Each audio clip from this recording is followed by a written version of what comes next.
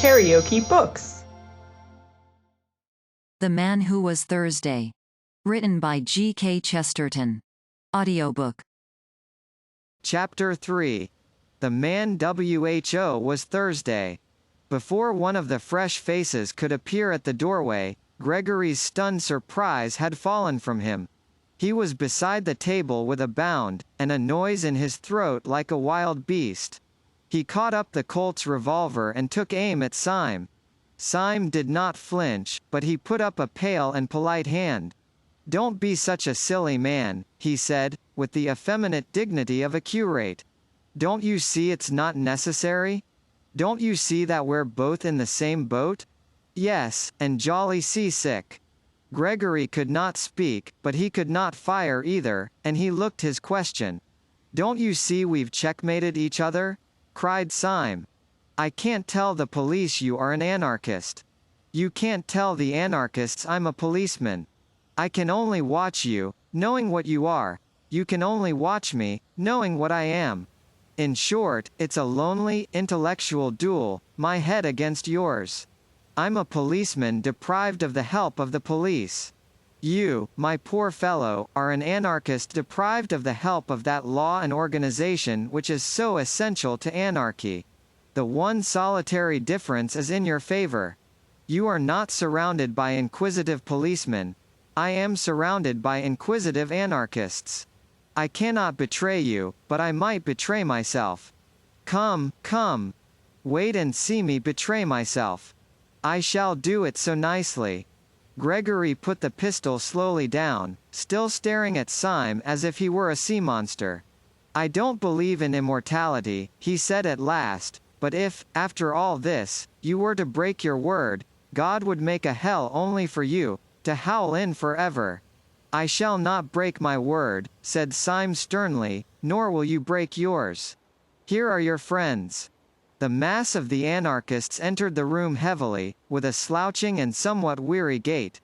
But one little man, with a black beard and glasses, a man somewhat of the type of Mr. Tim Healy, detached himself, and bustled forward with some papers in his hand.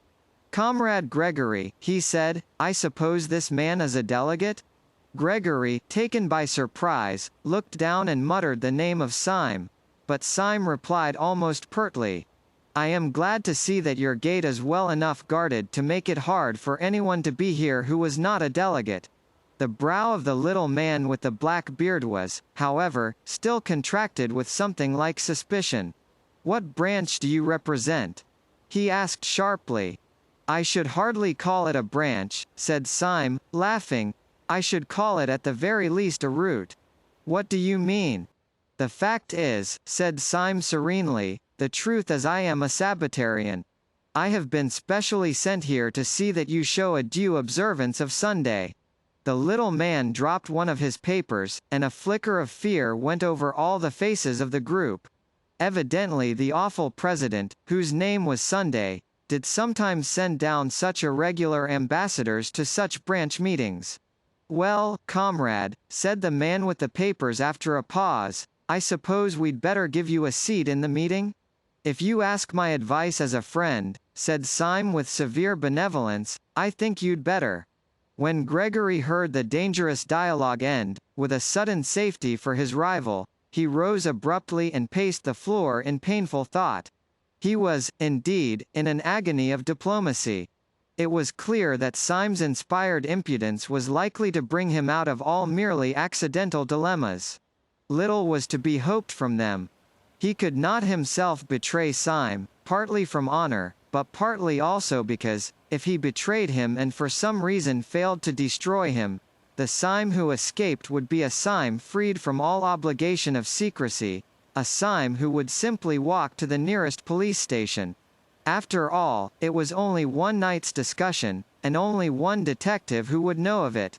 He would let out as little as possible of their plans that night, and then let Syme go, and chance it. He strode across to the group of anarchists, which was already distributing itself along the benches. "I think it is time we began," he said. "The steam tug is waiting on the river already. I move that Comrade Buttons takes the chair." This being approved by a show of hands, the little man with the papers slipped into the presidential seat. "Comrades," he began, as sharp as a pistol shot, "our meeting tonight is important, though it need not be long. This branch has always had the honor of electing Thursdays for the Central European Council. We have elected many and splendid Thursdays. We all lament the sad decease of the heroic worker who occupied the post until last week. As you know, his services to the cause were considerable. He organized the great dynamite coup of Brighton which, under happier circumstances, ought to have killed everybody on the pier.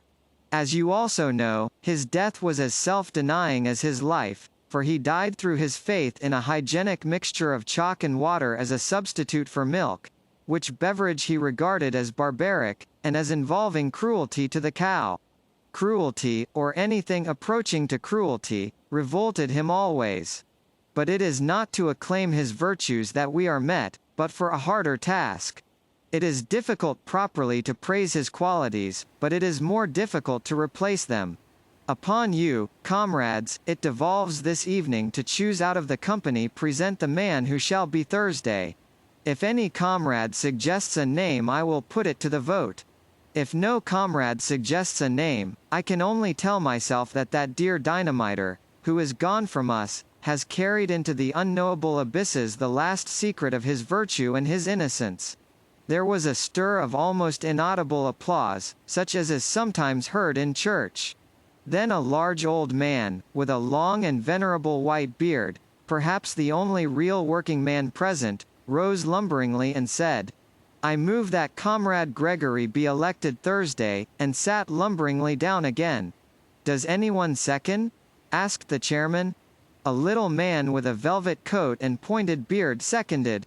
"Before I put the matter to the vote," said the chairman, "I will call on Comrade Gregory to make a statement." Gregory rose amid a great rumble of applause.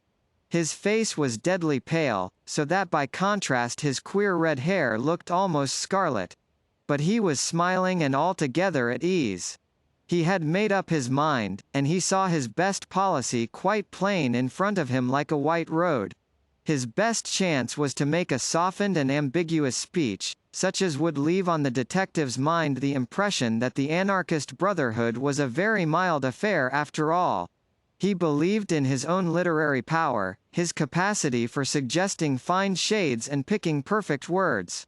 He thought that with care he could succeed, in spite of all the people around him, in conveying an impression of the institution, subtly and delicately false. Syme had once thought that anarchists, under all their bravado, were only playing the fool. Could he not now, in the hour of peril, make Syme think so again? "Comrades," began Gregory, in a low but penetrating voice, "it is not necessary for me to tell you what is my policy, for it is your policy also. Our belief has been slandered, it has been disfigured, it has been utterly confused and concealed, but it has never been altered. Those who talk about anarchism and its dangers go everywhere and anywhere to get their information, except to us, except to the fountainhead. They learn about anarchists from sixpenny novels. They learn about anarchists from tradesmen's newspapers. They learn about anarchists from Ally Sloper's Half Holiday and the Sporting Times. They never learn about anarchists from anarchists. We have no chance of denying the mountainous slanders which are heaped upon our heads from one end of Europe to another. The man who has always heard that we are walking plagues has never heard our reply. I know that he will not hear it tonight, though my passion were to rend the roof. For it is deep, deep under the earth that the persecuted are permitted to assemble, as the Christians assembled in the catacombs. But if, by some incredible accident, there were here tonight a man who all his life had thus immensely misunderstood us, I would put this question to him. When those Christians met in those catacombs, what sort of moral reputation had they in the streets above? What tales were told of their atrocities by one educated Roman to another? Suppose, I would say to him, suppose that we are only repeating that still mysterious paradox of history. Suppose we seem as shocking as the Christians because we are really as harmless as the Christians. Suppose we seem as mad as the Christians because we are really as meek. The applause that had greeted the opening sentences had been gradually growing fainter, and at the last word it stopped suddenly. In the abrupt silence, the man with the velvet jacket said, in a high, squeaky voice, "I'm not meek." "Comrade Witherspoon tells us," resumed Gregory, "that he is not meek. Ah, how little he knows himself! His words are, indeed, extravagant, his appearance is ferocious, and even, to an ordinary taste, unattractive. But only the eye of a friendship as deep and delicate as mine can perceive the deep foundation of solid meekness which lies at the base of him, too deep even for himself to see. I repeat, we are the true early Christians, only that we come too late. We are simple, as they revere simple, look at Comrade Witherspoon. We are modest, as they were modest, look at me. We are merciful." "No, no," called out Mr. Witherspoon with the velvet jacket. "I say we are merciful," repeated Gregory furiously, "as the early Christians were merciful. Yet this did not prevent their being accused of eating human flesh. We do not eat human flesh." "Shame!" cried Witherspoon. "Why not?" "Comrade Witherspoon," said Gregory, with a feverish gaiety, "is anxious to know why nobody eats him." Laughter. "In our society, at any rate, which loves him sincerely, which is founded upon love." "No, no," said Witherspoon, "down with love." "Which is founded upon love," repeated Gregory, grinding his teeth, "there will be no difficulty about the aims which we shall pursue as a body, or which I should pursue were I chosen as the representative of that body. Superbly careless of the slanders that represent us as assassins and enemies of human society, we shall pursue with moral courage and quiet intellectual pressure, the permanent ideals of brotherhood and simplicity." Gregory resumed his seat and passed his hand across his forehead. The silence was sudden and awkward, but the chairman rose like an automaton, and said in a colorless voice, "Does anyone oppose the election of Comrade Gregory?" The assembly seemed vague and subconsciously disappointed, and Comrade Witherspoon moved restlessly on his seat and muttered in his thick beard. By the sheer rush of routine, however, the motion would have been put and carried. But as the chairman was opening his mouth to put it, Syme sprang to his feet and said in a small and quiet voice, "Yes, Mr. Chairman, I oppose." The most effective fact in oratory is an unexpected change in the voice. Mr. Gabriel Syme evidently understood oratory. Having said these first formal words in a moderated tone and with a brief simplicity, he made his next word ring and volley in the vault as if one of the guns had gone off. "Comrades," he cried, in a voice that made every man jump out of his boots, "have we come here for this? Do we live underground like rats in order to listen to talk like this? This is talk we might listen to while eating buns at a Sunday school treat. Do we line these walls with weapons and bar that door with death lest anyone should come and hear Comrade Gregory saying to us, 'Be good, and you will be happy, honesty is the best policy, and virtue is its own reward'?" There was not a word in Comrade Gregory's address to which a curate could not have listened with pleasure. "Hear, hear. But I am not a curate," loud cheers, "and I did not listen to it with pleasure," renewed cheers. The man who is fitted to make a good curate is not fitted to make a resolute, forcible, and efficient Thursday. "Hear, hear.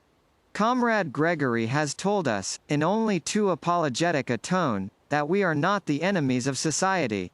But I say that we are the enemies of society, and so much the worse for society. We are the enemies of society, for society is the enemy of humanity, its oldest and its most pitiless enemy." Hear, hear. Comrade Gregory has told us, apologetically again, that we are not murderers. There I agree. We are not murderers, we are executioners. Cheers. Ever since Syme had risen, Gregory had sat staring at him, his face idiotic with astonishment. Now in the pause his lips of clay parted, and he said, with an automatic and lifeless distinctness, "You damnable hypocrite! Syme looked straight into those frightful eyes with his own pale blue ones, and said with dignity, "Comrade Gregory accuses me of hypocrisy. He knows as well as I do that I am keeping all my engagements and doing nothing but my duty. I do not mince words. I do not pretend to. I say that Comrade Gregory is unfit to be Thursday for all his amiable qualities. He is unfit to be Thursday because of his amiable qualities. We do not want the Supreme Council of Anarchy infected with a maudlin mercy. Here, here. This is no time for ceremonial politeness, neither is it a time for ceremonial modesty. I set myself against Comrade Gregory as I would set myself against all the governments of Europe, because the anarchist who has given himself to anarchy has forgotten modesty as much as he has forgotten pride. Cheers. I am not a man at all. I am a cause. Renewed cheers. I set myself against Comrade Gregory as impersonally and as calmly as I should choose one pistol rather than another out of that rack upon the wall. And I say that rather than have Gregory and his milk and water methods on the Supreme Council, I would offer myself for election." His sentence was drowned in a deafening cataract of applause. The faces, that had grown fiercer and fiercer with approval as his tirade grew more and more uncompromising, were now distorted with grins of anticipation or cloven with delighted cries. At the moment when he announced himself as ready to stand for the post of Thursday, a roar of excitement and assent broke forth, and became uncontrollable, and at the same moment Gregory sprang to his feet, with foam upon his mouth, and shouted against the shouting. "Stop, you blasted madman!" he cried, at the top of a voice that tore his throat. "Stop, you!" But louder than Gregory's shouting and louder than the roar of the room came the voice of Syme, still speaking in a peal of pitiless thunder. "I do not go to the council to rebut that slander that calls us murderers. I go to earn it." Loud and prolonged cheering. "To the priest who says these men are the enemies of religion, to the judge who says these men are the enemies of law, to the fat parliamentarian who says these men are the enemies of order and public decency, to all these I will reply, you are false kings, but you are true prophets. I am come to destroy you, and to fulfill your prophecies." The heavy clamor gradually died away, but before it had ceased Witherspoon had jumped to his feet, his hair and beard all on end, and had said, "I move, as an amendment, that Comrade Syme be appointed to the post." "Stop all this, I tell you," cried Gregory, with frantic face and hands. "Stop it, it is all." The voice of the chairman clove his speech with a cold accent. "Does anyone second this amendment?" he said. A tall, tired man, with melancholy eyes and an American chin beard, was observed on the back bench to be slowly rising to his feet. Gregory had been screaming for some time past. Now there was a change in his accent, more shocking than any scream. "I end all this," he said, in a voice as heavy as stone. "This man cannot be elected. He is a—" "Yes," said Syme, quite motionless. "What is he?" Gregory's mouth worked twice without sound. Then slowly the blood began to crawl back into his dead face.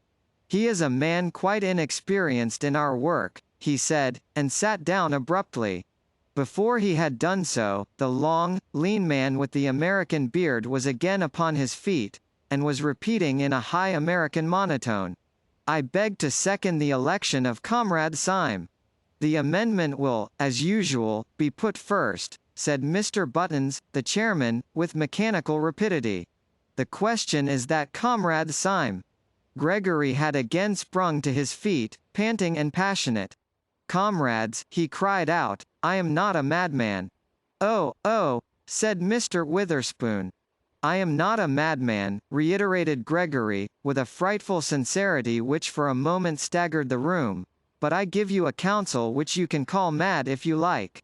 No, I will not call it a counsel, for I can give you no reason for it. I will call it a command. Call it a mad command, but act upon it. Strike, but hear me. Kill me, but obey me. Do not elect this man. Truth is so terrible, even in fetters, that for a moment Syme's slender and insane victory swayed like a reed. But you could not have guessed it from Syme's bleak blue eyes. He merely began. "Comrade Gregory commands." Then the spell was snapped, and one anarchist called out to Gregory, "Who are you?" "You are not Sunday," and another anarchist added in a heavier voice, "and you are not Thursday." "Comrades," cried Gregory, in a voice like that of a martyr who in an ecstasy of pain has passed beyond pain, "it is nothing to me whether you detest me as a tyrant or detest me as a slave. If you will not take my command, accept my degradation. I kneel to you. I throw myself at your feet. I implore you. Do not elect this man." "Comrade Gregory," said the chairman after a painful pause, "this is really not quite dignified." For the first time in the proceedings there was for a few seconds a real silence. Then Gregory fell back in his seat, a pale wreck of a man, and the chairman repeated, like a piece of clockwork suddenly started again, "The question is that Comrade Syme be elected to the post of Thursday on the General Council." The roar rose like the sea, the hands rose like a forest, and 3 minutes afterwards Mr. Gabriel Syme, of the Secret Police Service, was elected to the post of Thursday on the General Council of the Anarchists of Europe. Everyone in the room seemed to feel the rug waiting on the river, the sword stick and the revolver, waiting on the table. The instant the election was ended and irrevocable, and Syme had received the paper proving his election, they all sprang to their feet, and the fiery groups moved and mixed in the room. Syme found himself, somehow or other, face to face with Gregory, who still regarded him with a stare of stunned hatred. They were silent for many minutes. "You are a devil," said Gregory at last. "And you are a gentleman," said Syme with gravity. "It was you that entrapped me," began Gregory, shaking from head to foot, "entrapped me into—" "Talk sense," said Syme shortly. "Into what sort of devil's parliament have you entrapped me, if it comes to that? You made me swear before I made you. Perhaps we are both doing what we think right. But what we think right is so damn different that there can be nothing between us in the way of concession. There is nothing possible between us but honor and death," and he pulled the great cloak about his shoulders and picked up the flask from the table. "The boat is quite ready," said Mr. Buttons, bustling up. "Be good enough to step this way." With a gesture that revealed the shopwalker, he led Syme down a short, iron-bound passage, the still agonized Gregory following feverishly at their heels. At the end of the passage was a door, which Buttons opened sharply, showing a sudden blue and silver picture of the moonlit river, that looked like a scene in a theater. Close to the opening lay a dark, dwarfish steam launch, like a baby dragon with one red eye. Almost in the act of stepping on board, Gabriel Syme turned to the gaping Gregory. "You have kept your word," he said gently, with his face in shadow. "You are a man of honor, and I thank you. You have kept it even down to a small particular. There was one special thing you promised me at the beginning of the affair, and which you have certainly given me by the end of it." "What do you mean?" cried the chaotic Gregory. "What did I promise you?" "A very entertaining evening," said Syme, and he made a military salute with the sword stick as the steamboat slid away. KaraokeBooks.